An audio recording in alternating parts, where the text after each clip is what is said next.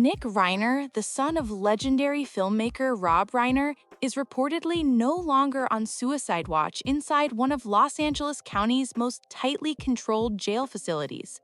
According to People magazine, the update was confirmed by a Los Angeles County Sheriff's Department source, as Reiner remains locked up at the Twin Towers Correctional Facility in downtown Los Angeles, completely alone and under heavy watch.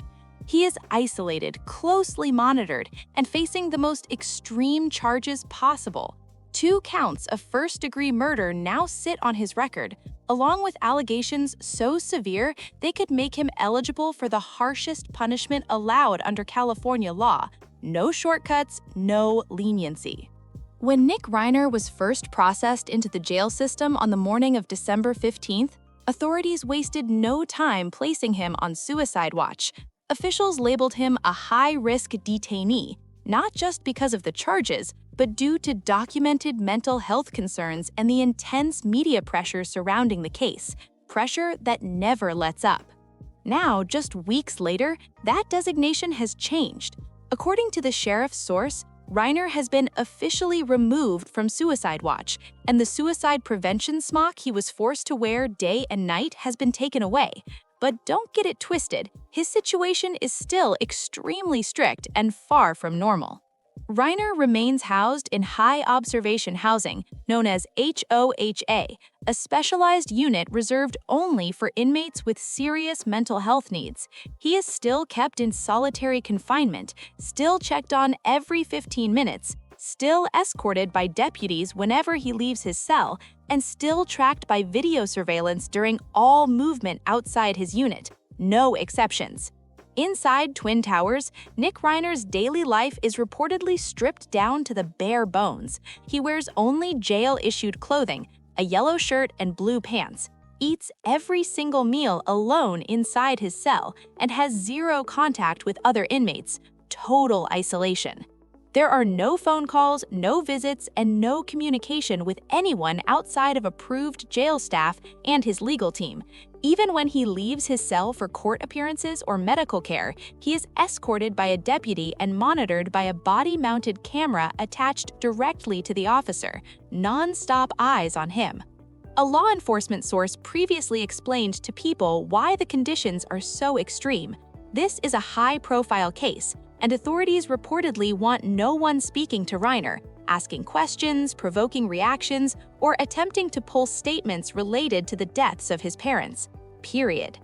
Nick Reiner now formally faces 2 counts of first-degree murder connected to the deaths of his parents. His father, 78-year-old Hollywood director Rob Reiner, and his mother, 70-year-old photographer and producer Michelle Singer Reiner, both lost their lives in the incident. Prosecutors have also filed a special allegation claiming a knife was used, a detail that dramatically increases the severity of the case. Rob and Michelle Reiner were discovered dead inside their Brentwood home on December 14th. The LA County Medical Examiner later confirmed both died from multiple sharp force injuries, and their deaths were officially ruled a homicide. Autopsies have already been conducted, but a full medical report is not expected for up to 90 days, leaving many questions hanging in the air. Charges are now being filed against Nick Reiner, who stands accused of killing his parents, actor and director Rob Reiner, and photographer and producer Michelle Singer Reiner. Prosecutors confirmed he will face 2 counts of first-degree murder, along with a special circumstance allegation tied to multiple murders, a move that dramatically raises the stakes in this case. On top of that, prosecutors have added a special allegation that Nick Reiner personally used a dangerous and deadly weapon, specifically a knife, during the alleged attacks. That single detail alone pushes the case into the most severe legal territory possible under California law. These charges carry a maximum sentence of life in prison without the possibility of parole, or even the death penalty. Officials stressed that no final decision has been made yet on whether the death penalty will be pursued, but the option is officially on the table. For now, Nick Reiner remains held without bail, locked in custody as the legal process accelerates. Once the charges are formally filed, which prosecutors say is happening this afternoon, Nick Reiner will be brought before a judge. Before that happens, he must complete medical clearance, a standard procedure required for anyone arrested and held in a Los Angeles County Sheriff's Department jail. No exceptions. After medical clearance is completed, he will be transported to court for arraignment. At that hearing, he will formally enter a plea, guilty or not guilty, officially setting the stage for what is expected to be a long and intense legal battle. Prosecutors also explained the meaning behind the special circumstance charge. Special circumstances apply when certain legally defined factors elevate a first-degree murder case to a higher level. One of those factors is multiple murders, and in this case, 2 victims are involved, which legally qualifies under that definition and allows prosecutors to pursue the enhanced charge. New reporting has also revealed chilling details about how the bodies were discovered. According to the New York Times, the grim chain of events began when the couple's daughter, Roy Reiner, received a call from a massage therapist who was unable to access the property. Concerned, Roy went to the family home herself. Once inside, she reportedly discovered her father's body and was immediately overwhelmed by what she saw. She allegedly fled the house in shock. It was only later, after emergency responders arrived, that she was informed her mother, Michelle, had also been found dead inside the home, a moment that reportedly left her devastated. News of the brutal double deaths sent shockwaves through Hollywood and beyond. As the story spread, sources close to the Reiner family began speaking out, revealing that warning signs may have existed years before the killings ever happened. Police records show that officers responded to welfare checks at the Reiner home as early as 2019, back when Nick was still living there. One call was logged as a general welfare check, while another was classified as mental health-related. Those records are now being re-examined as part of a much broader conversation about Nick Reiner's mental state leading up to the alleged crimes. Nick Reiner himself had previously spoken about his troubled past.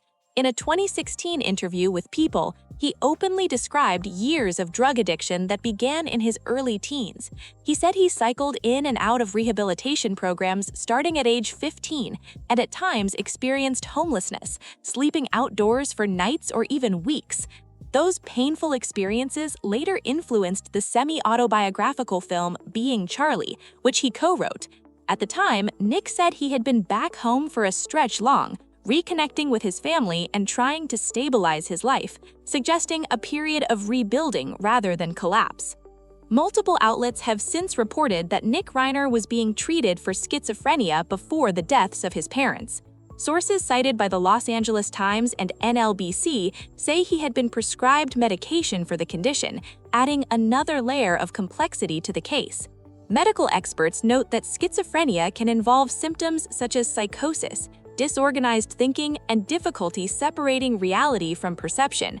According to jail sources referenced in reports, doctors and mental health professionals have determined that Nick Reiner has a mental disability, a finding that continues to shape how he is housed and monitored even after being removed from suicide watch. Officials continue to stress that Nick Reiner's mental health remains a serious and ongoing concern. On December 17th, Nick Reiner made his first appearance in Los Angeles Superior Court under heavy security and intense scrutiny. He was dressed in a blue anti-suicide smock, restrained in shackles, and seated behind plexiglass, staring straight ahead without expression. When Judge Teresa McGonigal asked whether he would waive his right to a speedy arraignment, Reiner responded softly and briefly, saying, "Yes, Your Honor." His attorney, Alan Jackson, declined to enter a plea at that time. The entire hearing lasted less than 5 minutes, short, tense, and heavy with consequence. Outside the courtroom, Alan Jackson addressed reporters but kept his distance. He described the case involving extremely complex and serious issues and urged the public not to jump to conclusions. After delivering his remarks, he walked away without taking questions. He stated, "I just have a couple of quick words. First of all, and most importantly, this is a devastating tragedy that has befallen the Reiner family. We all recognize that. Our hearts go out to the entire Reiner family. There are very, very complex and serious issues that are associated with this case. Those need to be thoroughly but very carefully dealt with and examined and looked at and analyzed. We ask that during this process, you allow the system to move forward in the way that it was designed to move forward, not with a rush to judgment, not with jumping to conclusions, but with restraint and with dignity. Jackson emphasized respect for the legal process and the family involved, adding, with the respect that this system and this process deserves, and that the family deserves. Then he confirmed the next court date, stating, "We are set for January 7th for an arraignment. That's the next court date." He concluded by saying, "There may be more at some other point, but today we're resting on where we stand procedurally. This was a continuance of arraignment. Nothing happened today substantively. We'll be back for an arraignment in the same department on the 7th of January. With that, he ended his remarks. Meanwhile, Los Angeles County District Attorney Nathan Hochman is pursuing the case aggressively. Prosecutors are seeking a murder conviction with special circumstances, a legal designation that could make Nick Reiner eligible for life in prison without the possibility of parole, or even the death penalty. The legal road ahead is long, complicated, and the stakes could not be higher. According to law enforcement, the investigation began on September 14, 2025. LAPD officers from the West Los Angeles Division responded to a death investigation at the 200 block of South Chad Warren Avenue in the Brentwood area of Los Angeles. Upon entering the residence, officers discovered the bodies of Mr. and Mrs. Reiner. Detectives from the Robbery Homicide Division, Homicide Special Section, immediately launched a full investigation. Evidence gathered during those early hours ultimately led investigators to focus on the couple's son. Later that same night, Nick Reiner was taken into custody without incident in the Exposition Park area of the city.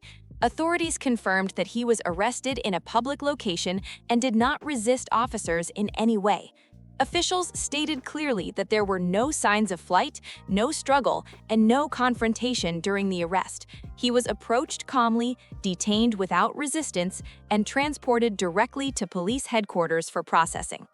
Police also clarified how they were first alerted to the situation. The LAPD responded after receiving a request for assistance from the LAFD, which had arrived at the scene first. Once officers entered the residence, they immediately determined a crime had occurred and notified homicide investigators. Law enforcement officials emphasized that this case is deeply heartbreaking and personal, not only for the Reiner family and their loved ones, but for the entire city. They expressed condolences to everyone affected, acknowledging the emotional weight surrounding the investigation as it continues to unfold. As the case moves forward, authorities remain focused on gathering facts, following procedure, and allowing the justice system to operate as designed, step by step, under intense public attention. This case continues to unfold with heavy questions, intense scrutiny, and consequences that will echo for years to come. As the legal process moves forward, every detail, every ruling, and every revelation will matter, not just for the courtroom, but for everyone watching closely. The truth will surface step by step, and we'll be here tracking it all with clarity and respect. If you want to stay locked in on updates like this, make sure to comment your thoughts, like the video, share it, and subscribe to Silent Stardom for more deep dives and real coverage.